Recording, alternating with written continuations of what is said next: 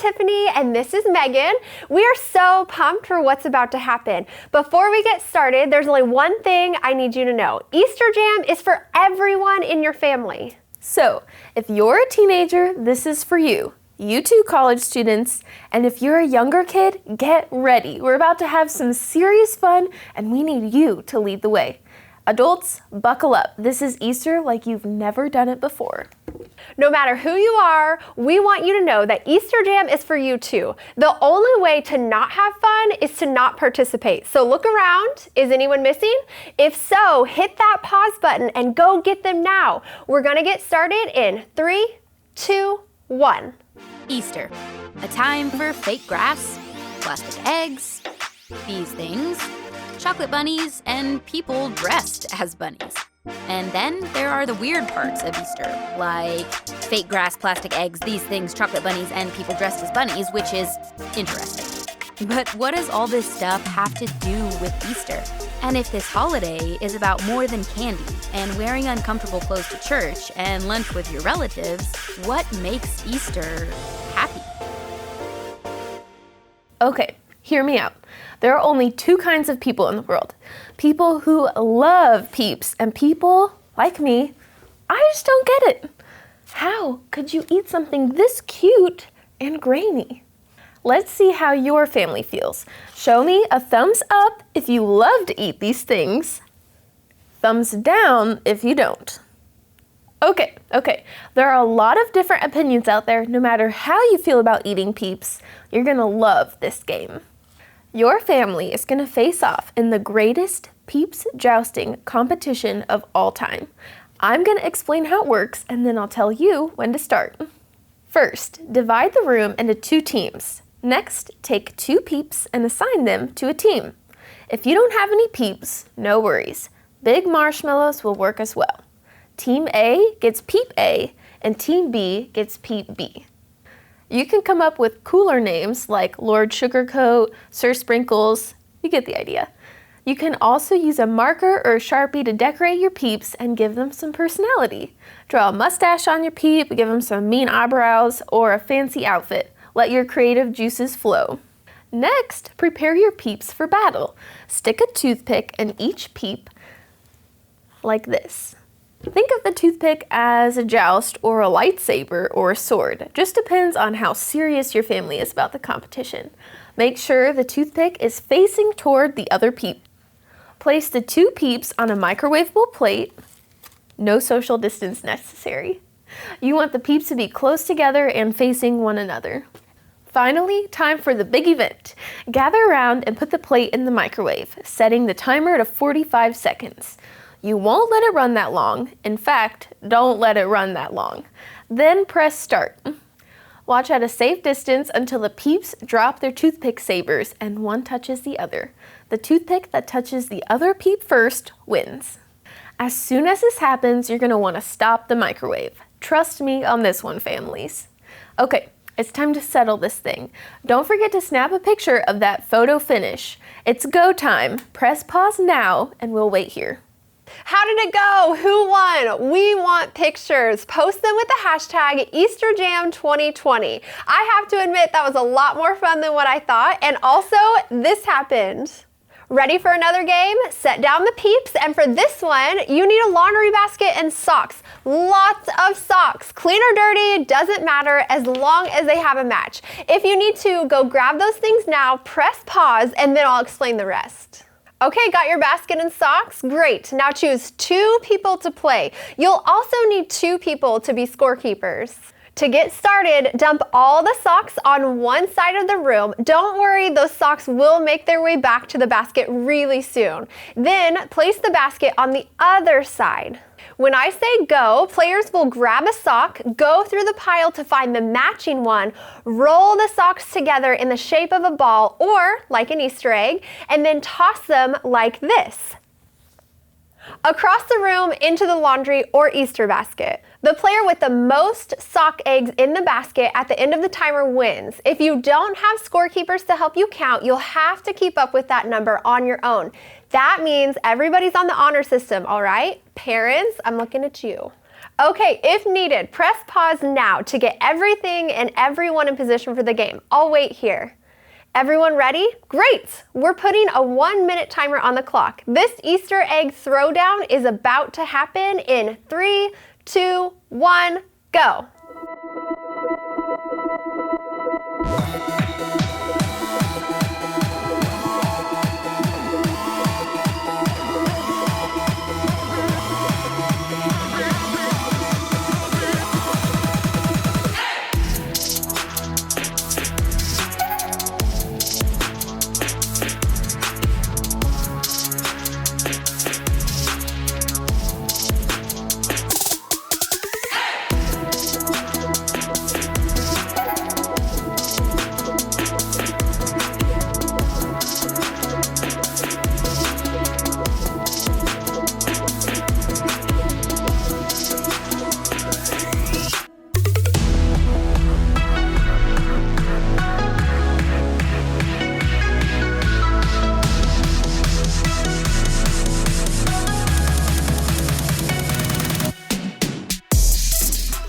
Okay, families, come back over here. Who won? Okay, that was wild. Whoever won gets socks! Just kidding. Adults, make sure whoever won the challenge gets a special treat today. Maybe one of these things. Okay, maybe not. We hope you're having fun so far. We're celebrating because today is Easter. If you don't know the whole story of Easter, that's okay. Today we'll talk about what makes today, maybe more than any other day, a happy day. But before we get there, I know you have a lot of family and friends who would love to hear from you. And to make that happen, you have a few options. Pause this video and pick one of the challenges on the screen to wish your peeps a happy Easter. Okay, so I just got like 9 texts back from our crew saying Happy Easter. Thanks, fam. Nice. Even though we're celebrating a little differently than we have before, that's okay. Easter is still happy. And that's not just because of peep wars or Easter baskets or chocolate bunnies, although those things are awesome. It's still happy because of what happened thousands of years ago at the first Easter. It's the world's most powerful story, and yet it's so simple. So simple that it can be told with laundry. In the beginning, God created everything. He formed people in His very own image. But then, we turned away from God. Sin entered the world, like a dark stain.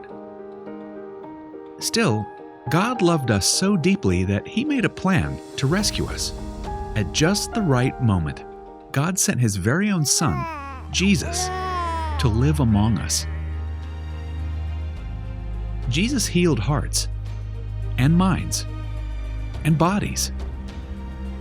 Thousands gathered to hear Him teach. Instead of giving lots of new rules, Jesus turned things upside down by making it simple. Love God, love others. After 3 years of traveling and teaching, Jesus and His disciples entered Jerusalem to celebrate the Passover feast. Huge crowds gathered to welcome Him. But while the crowds cheered for Jesus, the religious leaders made plans to arrest Him. He was turning their world upside down, and they wanted Him gone. As Jesus celebrated the Passover meal with His friends, He told them that He would be leaving, but would return. His friends didn't understand.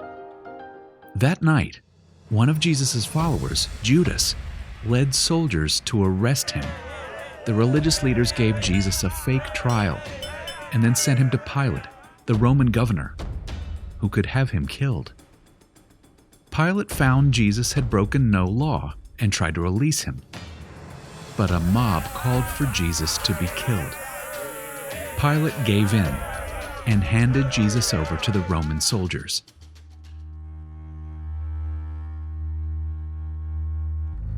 Jesus was forced to carry the heavy beams of His own wooden cross.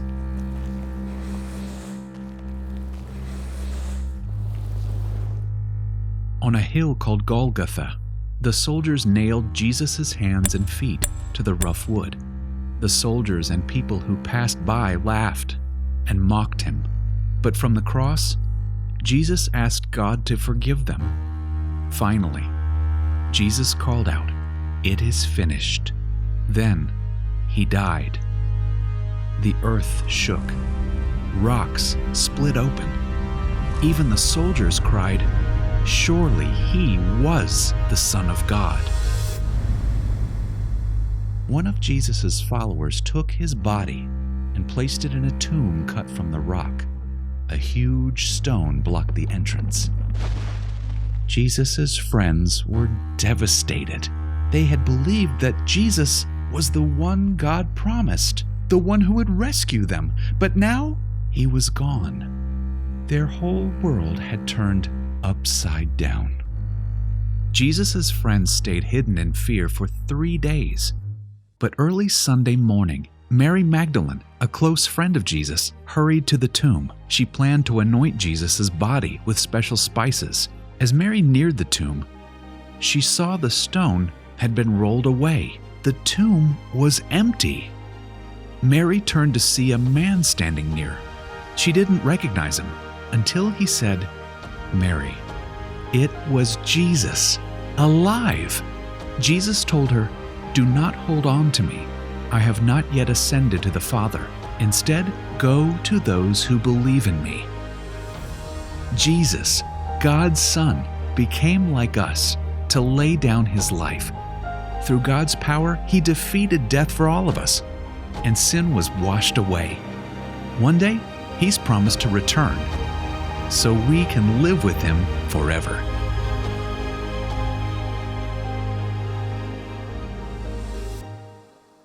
Wow, I hear that story every Easter and it always amazes me. I mean, God sent Jesus to the world to remind us that he is greater than anything that can go wrong in my world.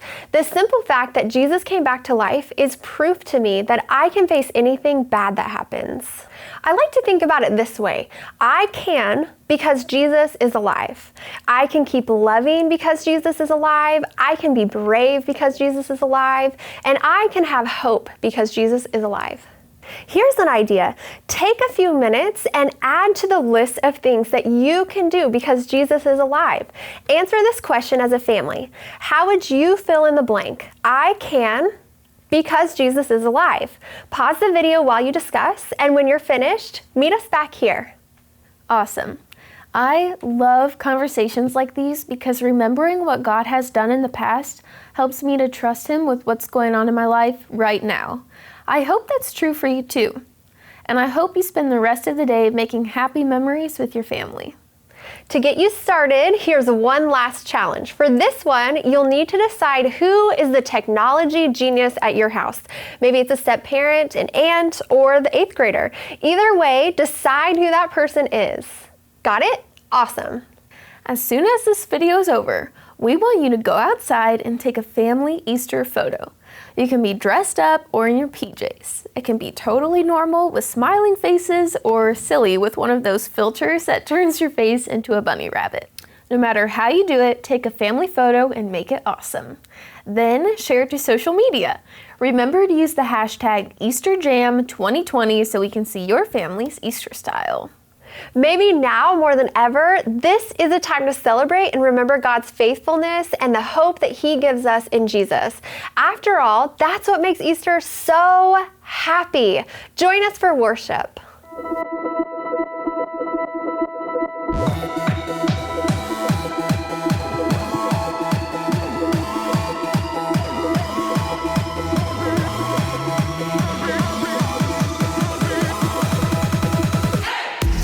Day in history, death is beating, you have rescued me. Sing it out, Jesus is alive. The empty cross, the empty grave, life eternal, you have won the day. Shout it out, Jesus is alive. He's alive.